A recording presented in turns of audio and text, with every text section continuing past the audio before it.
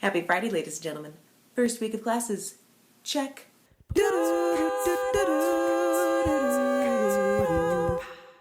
New school year begins, and while teachers are always concerned about curriculum to plan and teach, teachers are also really concerned about the first day. So much is establishing that first day, and while I may not be the absolute word in this area, I thought I'd share some things I've discovered and learned. So today, I'm going to talk about what to teach on the first day of school. Of course, I always lay my clothes out the night before, but in addition to a great getup, don't forget your garb. G stands for greet students. Introducing yourself and having the students introduce themselves is key. And there are a million ways to do this. Play a game, engage them in conversation, ask them pointed questions, videotape each student as they introduce themselves. My favorite thing? Stand at the door and shake each student's hand. A stands for attention getting. The least interesting thing you could do is talk at your students the whole time. It might be the first day, but they need to get involved too. Maybe it's as simple as class discussion, but they need to get their brain in the game right away. Movement's good, but it doesn't always work in every content area. If it's a big class, have students work in pairs and have small discussion before bringing it to the class. A really interesting attention-grabbing tool is teaching in silence.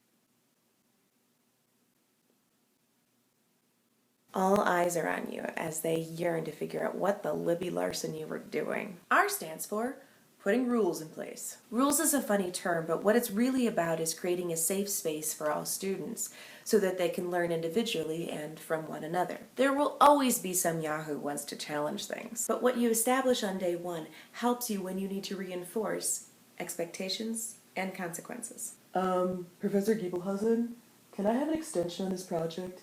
I had a crazy weekend and so much going on for me and yeah.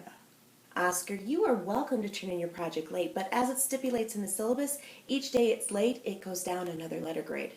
Derp. B stands for build a community. Equally important as the students learning to trust you, the teacher, the students must have trust in one another. If they're to share their thoughts and opinions in your class, they need to know that these things will not be held against them. Learning to trust peers is difficult, but it helps when the classroom environment is set up so that the students are expected to engage with one another, not just the teacher. It can be difficult to remember, but rather than vindicating a student's answer immediately, a community can be built when a teacher turns to the class in front of her to answer the question and to continue the conversation. While putting on your garb is important, it's just day one. As time goes on, you will get to more content-related discussion and activities. This allows you to realize where the student's understanding and prior knowledge lie. But day one is all about establishing a safe space for students and establishing an environment where students are energized to learn. So, in order to do this, you need your garb. Shout out to MacMeekin, whose blog post at unethicalisland.wordpress.com was the inspiration behind this video.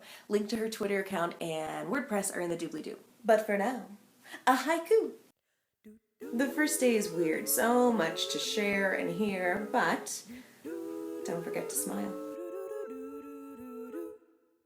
So, Oscar, what did you wear on the first day of school? I wore couture feathers.